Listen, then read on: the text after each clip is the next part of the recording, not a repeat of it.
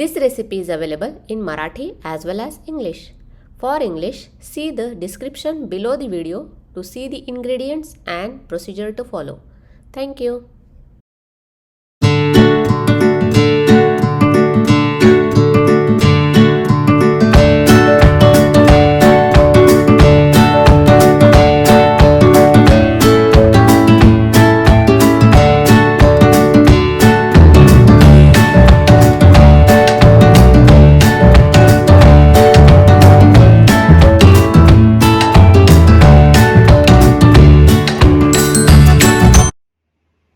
नमस्कार, मी रेखास किचनमध्ये आपणा सर्वांचं खूप खूप मनापासून स्वागत. लाल भोपळ्याचे घारगे तर आपण सर्वांनी खाल्ले आहेतच. आंब्याचे घारगे आपण खाल्ले आहेत का? नाही ना. सध्या आंब्याचा सीझन सुरू आहे. फळांचा राजा आंबा कोणाला आवडत नाही? सर्वांनाच आवडतो. आणि आंब्यापासून केलेले वेगवेगळे पदार्थ देखील सर्वांनाच आवडतात. तर आज आपण खुसखुशीत रुचकर आंब्याचे घारगे कसे करायचे हे पाहणार आहोत. या अगोदर आपण 101व्या एपिसोडमध्ये हापूस आंब्याचा आमरस कसं करायचे हे पाहिले होते.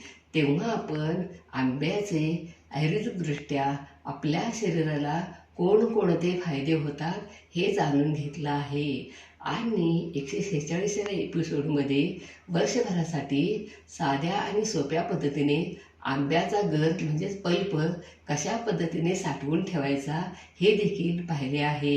हे आंब्याचे घारगे लहानांपासून मोठ्यांपर्यंत सर्वांनाच आवडतील आणि काही महत्त्वाच्या टिप्स देखील पाहणार आहोत. आता आपण आंब्याचे घारगे करण्यासाठी लागणाऱ्या काही महत्त्वाच्या टिप्स पाहूया. प्रथम आंबा स्वच्छ धुवून पुसून साल काढून लहान लहान फोडी करून घ्यायच्या. गूळ किसून घ्यायचा, नाहीतर गुळाची पावडर वापरायची. या अगोदर आपण गूळ पावडर कशी करायची हे देखील पाहिले आहे. नंतर आंब्याच्या फोडी आणि गूळ घालून मिक्सरच्या भांड्यात घालून फिरवून मऊ पेस्ट करून घ्यायची. नाहीतर आंब्याच्या रसात गूळ तसाच विरघळून घ्यायचा. गूळ जर कडक असेल तर गूळ गरम करून घ्यायचा. त्यामध्ये गव्हाचं पीठ, तांदळाचं पीठ, बारीक रवा, मीठ घालून घट्टसर गोळा मळून घ्यायचा. लागलं तरच आणखीन थोडं गव्हाचं पीठ वापरायचं. पाणी किंवा दूध अजिबात वापरायचे नाही. कोणत्याही गोडाच्या पदार्थात मीठ घातले तर त्या पदार्थाची चव आणखीन वाढते. जाडा रवा वापरणार असाल तर तो मिक्सरवर थोडा फिरवून घेऊन वापरायचा. हाताला तेल लावून गोळ्याला ठेवून थोडंसं मळून घ्यायचे. यामध्ये आपण रवा वापरला आहे त्यामुळे तो फुलून येणं महत्त्वाचं आहे. अर्धा तास झाकून ठेवायचे. पुन्हा थोडंसं मळून घेऊन लहान लहान पेढ्यावडे गोळे करून घ्यायचे. एक गोळा घेऊन पोळपाटावर थोडंसं तेल लावून पुरीप्रमाणे लाटायचे. लाटताना दोन्ही बाजूला खसखस लावून लाटायचे. घारगा लाटताना उलटपुलट करायचे नाही. एकाच बाजूने लाटून घ्यायचे. जास्त जाड किंवा जास्त पातळ लाटायचे नाही. तेल कडकडीत गरम करायचे आणि तळायचे. थंड किंवा कोमट तेलात तळायचे नाही. गॅसची फ्लेम मीडियम टू हाय ठेवायची. सोनेरी रंगावर तळायचे.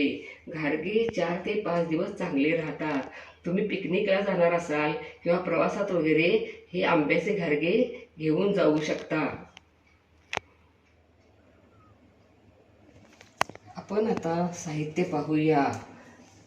तळण्यासाठी तेल. या मेजरमेंटच्या कपानं 1.5 कप गव्हाचं पीठ हे चाळून घेतलं आहे. अर्धा कप तांदळाचं पीठ, पाव कप बारीक रवा, पाऊण कप गूळ, 1 कप आंब्याचा रस, खसखस, अर्धा टीस्पून सुंठपूड, अर्धा टीस्पून वेलची पूड, पाव टीस्पून मीठ. गोड तुम्हाला जसे आवडते त्या प्रमाणात तुम्ही गूळ घेतला तरी चालतो.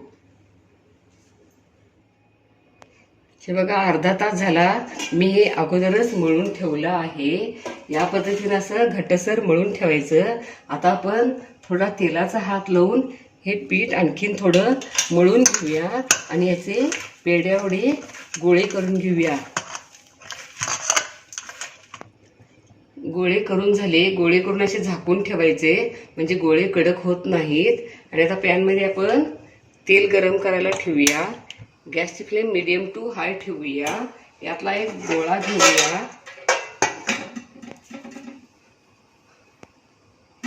पोटाला थोडंसं तेल लावूया. याच्यावरती थोडी खसखस पसरूया अशी. याच्यावरती गोळा ठेवूया. पुन्हा वरच्या साईडनं देखील अशी खसखस पसरूया. आणि आपण आता घारगा लाटूया.